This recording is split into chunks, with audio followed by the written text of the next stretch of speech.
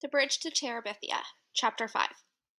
Leslie liked to make up stories about giants that threatened the peace of Terabithia, but they both knew the real giant in their lives was Janice Avery.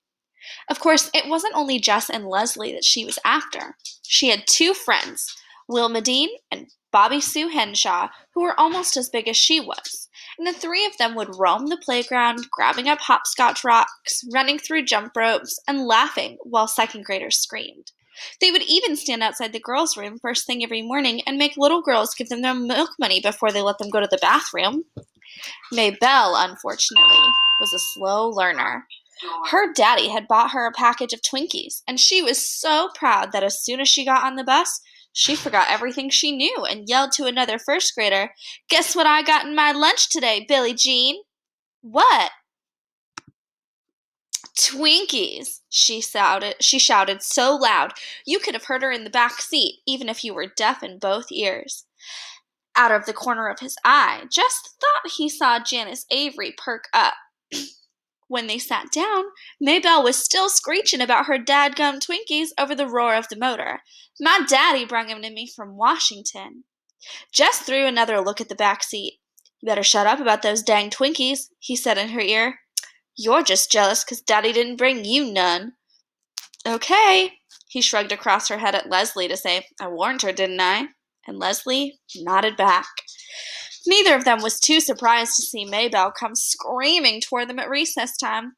"She stole my Twinkies!" Jess sighed. "Maybelle, didn't I tell you? You gotta kill Janice Avery. Kill her, kill her, kill her." "Shh," Leslie said, stroking Maybelle's head. But Maybelle didn't want comfort. She wanted revenge. "You gotta beat her up into a million pieces." He'd sooner tangle with Mrs. Godzilla herself. "Fightin' ain't gonna get nothin' back, Maybelle. Them Twinkies is well on the way to patting Janice Avery's bottom by now." Leslie snickered, but Maybelle was not to be distracted. "You're just yellow, Jess Avery's. If you wasn't yeller, you'd beat somebody up if they took your little sister's Twinkies." She broke into a fresh round of sobbing. Jess stiffened. He avoided Leslie's eyes. Lord, there was no escape. He'd have to fight the female gorilla now. "Look, Maybelle," Leslie was saying, "if Jess picks a fight with Janice Avery, you know perfectly well what will happen." Maybelle wiped her nose on the back of her hand.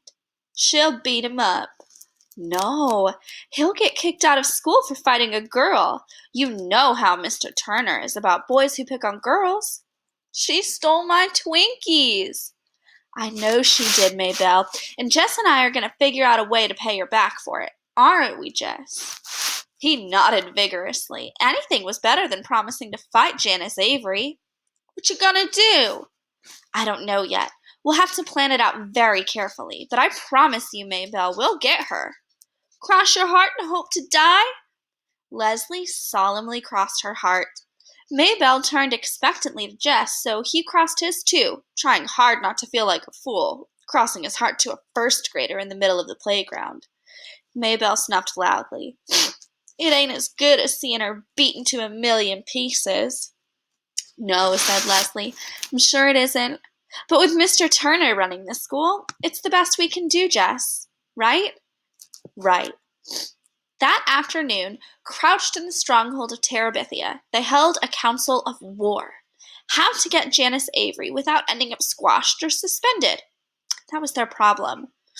Maybe we could get her caught doing something. Leslie was trying out another idea after they had both rejected putting honey on her bus seat and glue in her hand lotion. "You know she smokes in the girls' room. If we could just get Mr. Turner to walk past while the smoke is pouring out."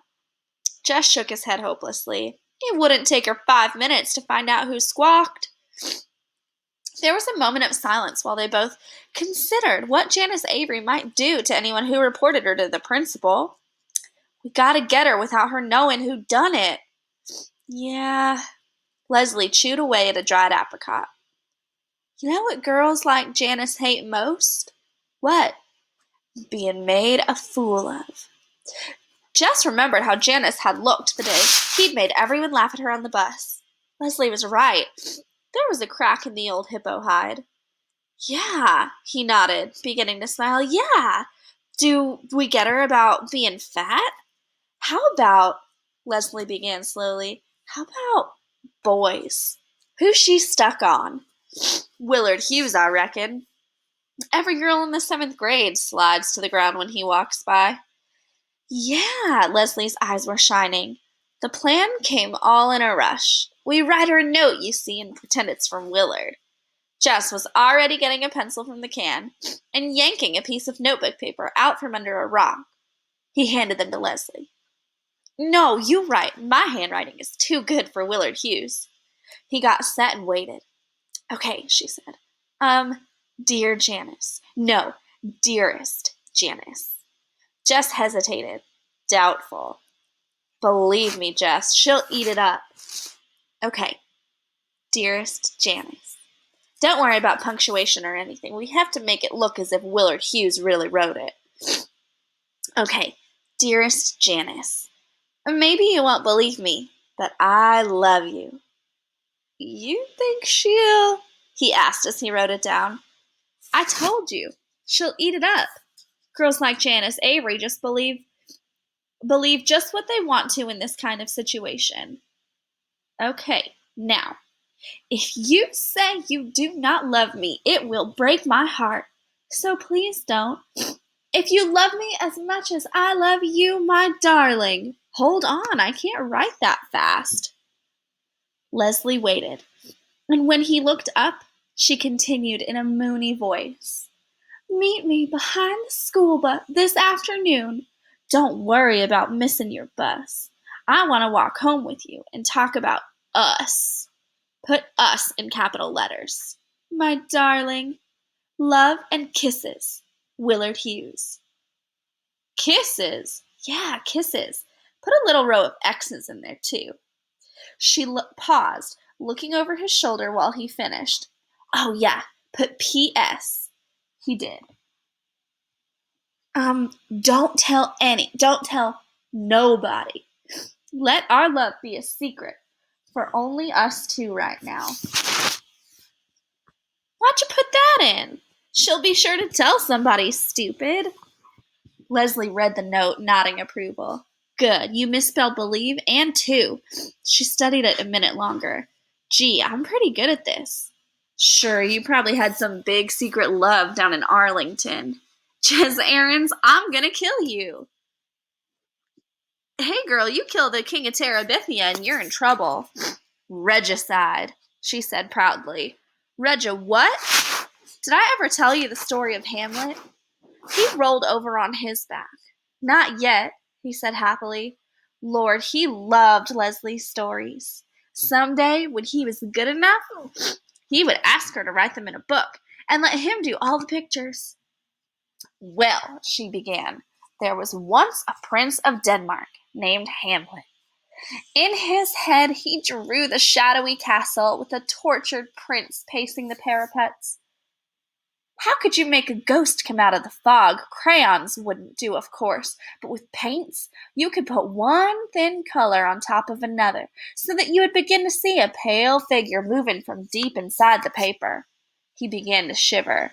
He knew he could do it if Leslie would let him use her paints. The hardest part of the plan was to get Janice Avery the hardest part of the plan to get Janice Avery was to plant the note. They sneaked into the building the next morning before the bell. Leslie went several yards ahead so that if they were caught, no one would think they were together. Mr. Turner was death on boys and girls he caught sneaking around the halls together. She got to the door of the 7th grade classroom and peeked in. Then she signaled Jess to come ahead. The hairs pricked up on his neck. Lord. How'll I find her desk? I thought you knew where she sat. He shook his head. I guess you'll have to look in every one until you find it. Hurry, I'll be on the lookout for you. She closed the door quietly and left him shuffling through each desk, trying to be careful not to make a mess.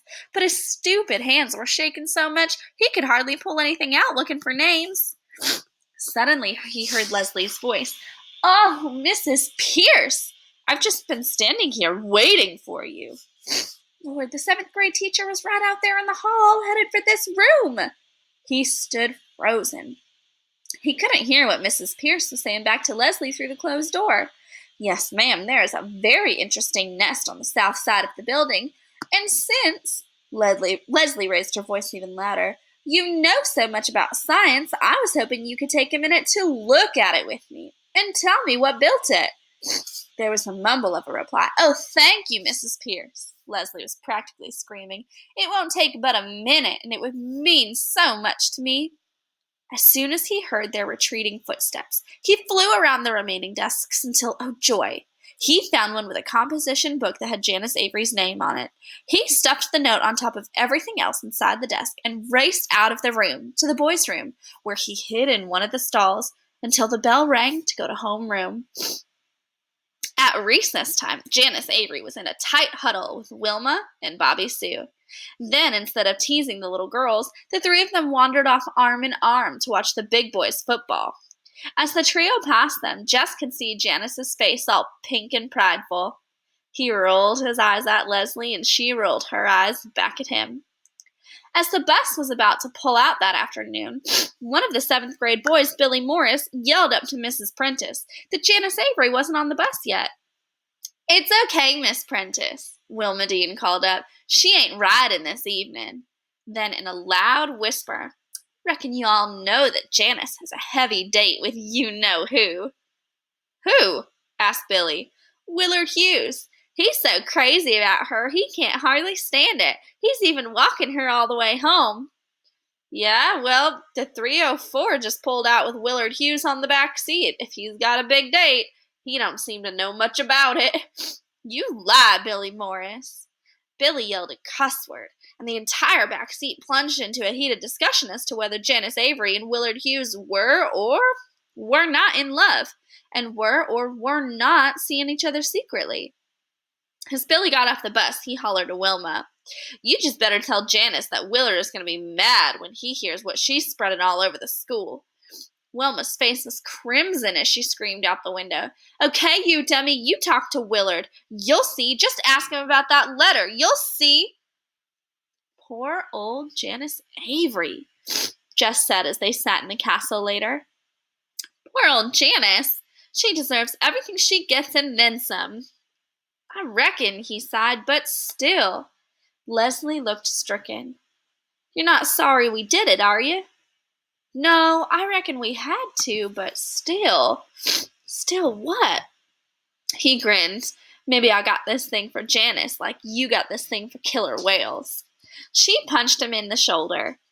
Let's go out and find some giants or walking dead to fight. I'm sick of Janice Avery. The next day, Janice Avery stomped onto the bus, her eyes daring everyone in sight to say a word. Leslie nudged Maybelle. Maybelle's eyes went wide. Did ya? Shh, yes. Maybelle turned completely around and stared at the back seat. Then she turned back and poked Jess. You made her that mad? Jess nodded, trying to move his head as little as possible as he did so.